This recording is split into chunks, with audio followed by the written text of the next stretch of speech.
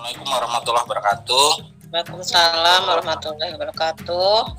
Nah teman-teman, kami dari kelompok 1 akan mempresentasikan tugas kelompok kebijakan KMB secara internasional.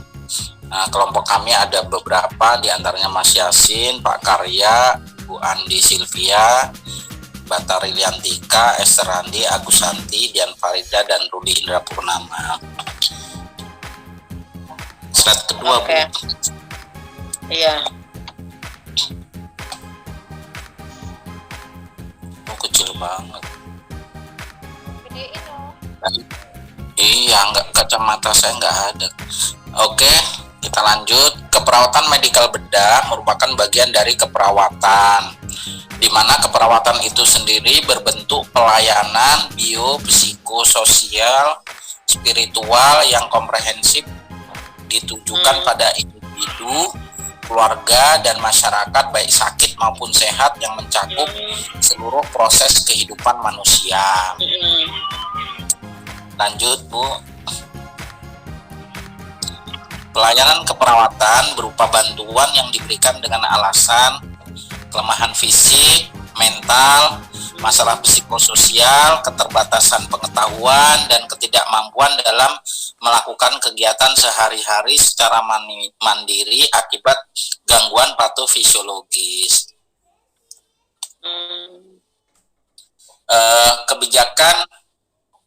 Kebijakan tentang KMB ini di negara Mesir itu undang-undang kesehatannya, undang-undang kesehatan bangsa Yahudi menjadi dasar bagi hygiene modern bagi bangsa Mesir dalam ilmu bedah. Telah dikenal oleh bangsa Mesir zaman purba kurang lebih 4.800 setelah Masehi. Kemudian untuk undang-undang di Indonesia kemarin sudah dibahas, mengingatkan kembali dasar hukum pengesahan Undang-Undang Nomor 38 Tahun 2014 tentang keperawatan adalah pasal 20, pasal 21, dan pasal 28C Undang-Undang Dasar Negara Republik Indonesia tahun 1945. Untuk undang-undang di Singapura, Section 304A, waduh ini bahasa Inggris. Nggak tahu saya, Bu, artinya ini. Yang pasti ini adalah ketika dibacakan adalah undang-undang yang mengatur tentang keperawatan di negara Singapura, ya teman-teman ya. Lanjut. Sedangkan keperawatan medikal bedah adalah pelayanan profesional yang berdasarkan pada ilmu keperawatan medikal bedah dan teknik. Keperawatan medikal bedah berbentuk pelayanan biopsikososial spiritual. Peran utama perawat adalah memberikan asuhan keperawatan kepada manusia. Lanjut. Komponen keperawatan medikal bedah itu adalah manusia, keperawatan, konsep sehat sakit, dan lingkungan. Konsekuensi profesional, standar performan untuk acuan kualitas asuhan keperawatan, contoh acuan Siki, Nanda, Niknok, dan Dongus. Tren dan isu keperawatan medikal bedah, contohnya jumlah HIV dan gerontik di seluruh negara. Lanjut. Peran perawat. Peran perawat di dalam pemberian asuhan keperawatan KMB yaitu memberikan asuhan keperawatan, edukator, kolaborator, konsultan, dan pembaharu. Next. Biarin. Fungsi perawat. 1. Fungsi independen, merupakan fungsi mandiri dan tidak tergantung pada orang lain, di mana perawat dalam melaksanakan tugasnya dilakukan secara sendiri dengan keputusan sendiri dalam melakukan tindakan. Kemudian yang kedua, fungsi dependen, yaitu merupakan fungsi perawat dalam melaksanakan kegiatannya atas pesan atau instruksi dari perawat yang lain. Next. Fungsi interdependen, Fungsi ini dilakukan dalam kelompok tim yang bersifat saling ketergantungan di antara tim satu dengan lainnya. Fungsi ini dapat terjadi apabila bentuk pelayanan membutuhkan kerjasama tim dalam pemberian pelayanan. Next. Udah. Terima kasih. Nah, ini ada tambahan Bu, tadi belum sempat ini. Adapun undang-undang tadi di setiap negara ternyata setelah kita cari itu tidak semua negara punya legalitas undang-undang kayak kita di negara Indonesia.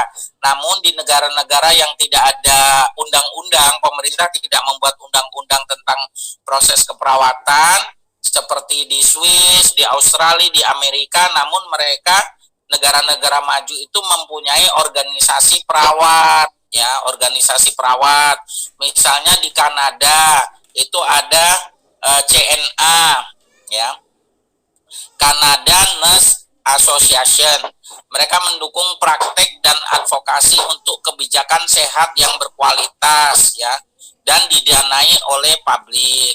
Kemudian di Singapura itu ada SNA, Singapore Nurse Association, memfasilitasi dan mendukung kontribusi perawat untuk memperbaiki kesehatan manusia.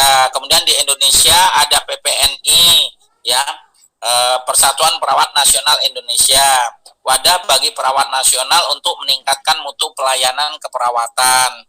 Mungkin itu tambahannya Bu dari kami kelompok 1. Mohon maaf untuk organisasi keperawatan tadi belum sempat dimasukkan ke slide. Demikian dari saya, lebih kurang mohon maaf. Assalamualaikum warahmatullahi wabarakatuh. Waalaikumsalam. Mungkin yang lainnya ada yang mau memberikan pertanyaan? Silakan teman-teman kelompok 1 yang akan menambahkan atau teman-teman yang akan bertanya.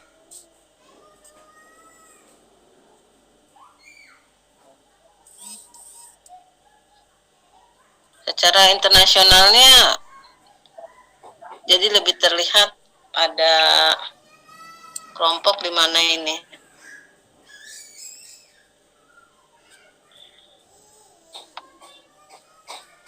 Kan itu satu bahasan kita bagi 3 kelompok ya Bu ya.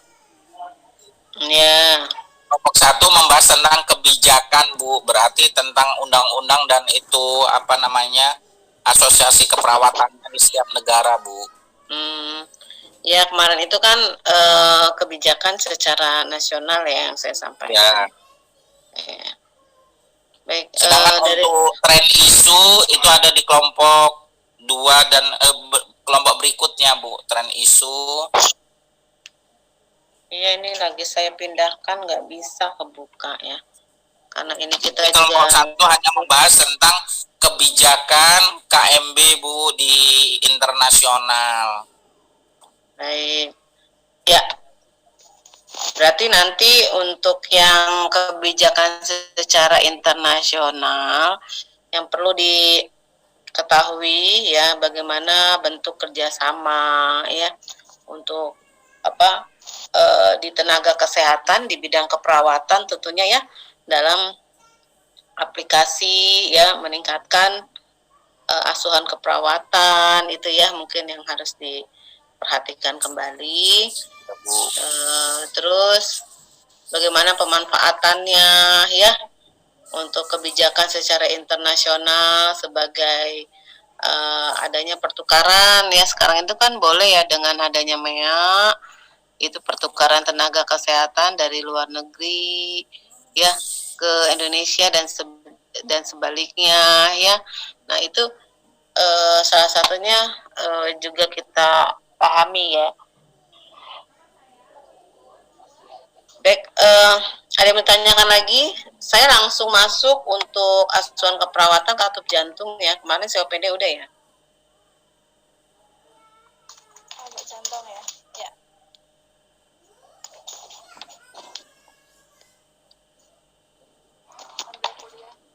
Tidak ada yang bertanya lagi? Baik, kalau tidak ada yang bertanya, ya nanti untuk sempurnanya mungkin penambahannya itu aja tadi ya Pak Andi ya dan kelompok ya.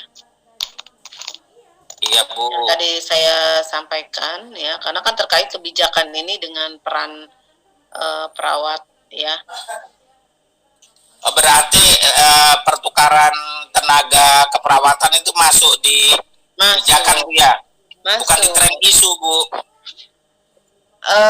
Tren isu kan banyak ya, selain itu juga bisa juga masuk tren isu, tapi kan kita kebijakan itu kan mengenai aturan ya, selain tren isu ya juga tentang tenaga kesehatan ya, lalu tentang hak dan kewajiban itu sebenarnya masuk juga ke kebijakan.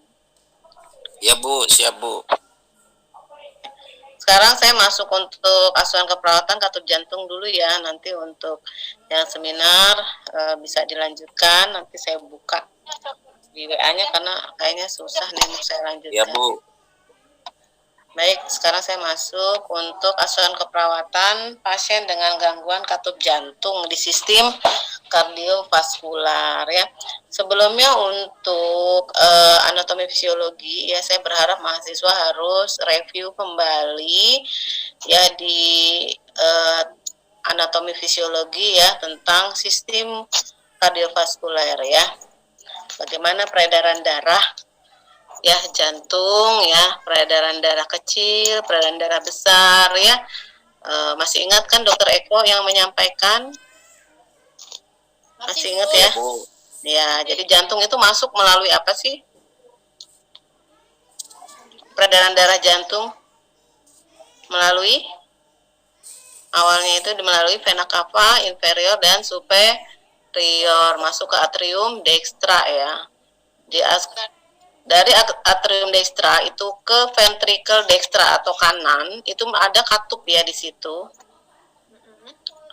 Ya, kita memiliki berapa katup sih? Nah, kenapa sekarang di sistem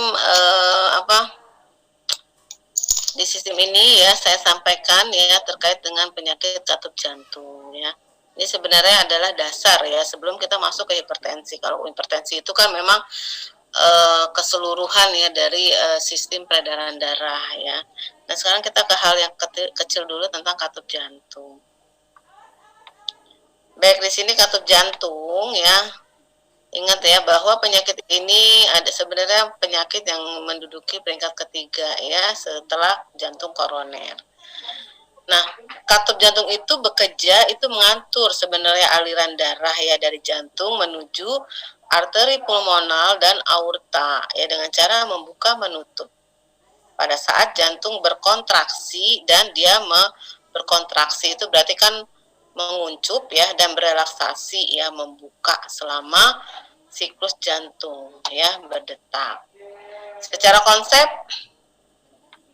yang perlu diperhatikan katup ada yang tadi saya sampaikan yaitu atriventrikular. Ini memisahkan atrium dan ventrikel terdiri atas tricuspidalis yang membagi atrium kanan dan ventrikel kanan. Lalu katup mitral atau bicuspidalis yang membagi atrium kiri dan ventrikel kiri ya. Nah, kalau yang kelainannya berarti kita bicara tentang disfungsi katup. Disfungsi itu adalah ketidaknormalan terhadap katup. Pada katup ada dua istilah ya untuk ketidaknormalannya, itu adalah insufisiensi dan stenosis. Efisiensi pertama ya pada katup di mana daun katup tidak dapat menutup dengan rapat sehingga darah dapat mengalir balik atau overload ya, mengalami bocor, atau istilah lain insufisiensi katup ini memaksa jantung memompakan darah. Lalu kalau stenosis katup adalah lubang katup ini mengalami penyempitan ya, sehingga aliran darah mengalami hambatan. Jadi kalau stenosis itu adalah menutup ya, menutup ya, atau mengalami ya tidak bisa darah mengalir ya ke ventrikel ataupun ke atrium. Sedangkan kalau insufisiensi itu bocor ya, jadi dia tidak bisa menutup ya, itu bedanya. Ini istilah lainnya ya dari stenosis dan katup. Nah, sekarang disfungsi katup itu adalah berarti terjadi peningkatan terhadap kerja jantung itu akan lebih terkaji lebih tinggi ya. Nah, insufisiensi katup ini memaksa jantung memompahkan darah lebih banyak untuk menggantikan jumlah darah yang mengalami regurgitasi atau overload atau balik ya. Nah, stenosis ini memaksa jantung meningkatkan tekanannya agar dapat mengatasi resistensi terhadap aliran yang meningkat. Karena itu, ya, tekanan kerja jantung pun akan meningkat. Nah, tadi ada insufisiensi dan ada stenosis. Nah, sekarang adalah stenosis mitral, berarti pada katup mitral, ya. Berarti kalau stenosis tadi apa? Penyempitan, ya. Nah, stenosis mitral adalah menebalnya progresif dan pengerutan bilah katup mitral yang menyebabkan penyempitan lumen dan sumbatan progresif aliran darah.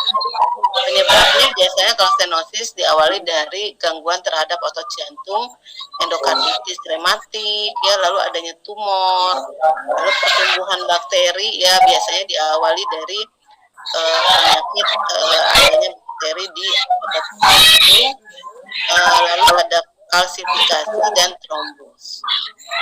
Secara patofisiologi perjalanan penyakit, sudah belajar patofisiologi ya. Stenosis itu mitral ini menghalangi aliran darah, ya, berarti dari atrium kiri ke ventrikel kiri selama fase diastolik ventrikel. Tapi kita kalau bicara atrium kiri ke ventrikel kiri, berarti darah itu sudah mengalir dari mana? Dari darah kecil ya, yaitu yang dialirkan dari paru ya. Oke. Untuk mengisi ventrikel dengan adekuat dan mempertahankan curah jantung, atrium kiri ini harus menghasilkan tekanan yang lebih besar untuk mendorong darah, ya, melampaui katup yang menyempit tadi. Ya, bayangkan kerja jantung harus semakin lebih keras ya. Nah, kalau dipaksakan berarti akan mempengaruhi otot jantung akan membesar. Ada stenosis mitral di pengkajian yang fokus, untuk pengkajiannya itu berfokus pada diagnostik ya, itu pada auskultasi biasanya terdengar bising diastolik dan bunyi jantung pertama itu mengeras dan ada opening snap akibat hilangnya kelenturan daun katup. Lalu untuk EKG menggambarkan pembesaran atrium kiri bila iramanya sinus normal, lalu hipertrofi ventrikel kanan dan fibrilasi atrium. Untuk radiogram toraknya ya itu tadi ya, adanya pembesaran atrium, ya, otot-otot jantung di atrium kiri dan ventrikel kanan ya. Kalau hal ini ya terjadi terus-menerus, maka akan mengalami kongesti terhadap vena pulmonalis. Lalu ya, kalau yang tadi saya sampaikan berarti ini sudah melewati ya dari peredaran darah di paru-paru atau peredaran darah kecil ya. Nah, berarti paru-paru mengalami edema paru ya. Lalu ada redistribusi vaskuler paru-paru ke lobus atas ya, karena paru-paru kan terdapat beberapa lobus, dan ada kalsifikasi terhadap katup mitral. Diagnosa keperawatannya, ingat, kalau sudah ada edema paru ya, diagnosa keperawatan yang kita angkat adalah yang prioritas pola nafas tidak efektif. Karena apa tadi? Perembesan cairan, adanya kelainan atau kongesti paru akibat sekunder ya, lalu perubahan membran kapiler, alveolus, dan retensi cairan interstisial yang ada, maksudnya sel-sel yang ada di paru ya. Yang kedua, mengakibatkan bersihan jalan nafas tidak efektif atau ketidakefektifan bersihan jalan nafas sudah pasti ya. Berarti terjadi banyak penumpukan sekret ya. Nah, lalu ada batuk darah, hemoptisis ya, pasiennya lemas ya. Nah, lalu adanya pembesaran terhadap trakea ya, edema ya, bengkak trakea ya. Dan intoleransi aktivitas ya, pasiennya cepat kelelahan karena penurunan curah jantung. Nah, makanya kalau masalah jantung pasti akibatnya ke paru-paru ya, untuk terjadinya kesamaannya itu ya, pasti kalau sudah dia ada masalah terhadap jantung ya, pasti akan mengakibatkan masalah pada paru-paru ya. Nah, tadi stenosis mitral, sekarang insufisiensi mitral, berarti daun katup mitral yang tidak dapat menutup dengan rapat atau bocor ya tadi ya. Nah, insufisiensi ini memungkinkan aliran darah terjadi balik ya, retrograde, dari ventrikel kiri ke atrium kiri ya, jadi reflux ya. Di mana kan kita tahu ya, darah dialirkan dari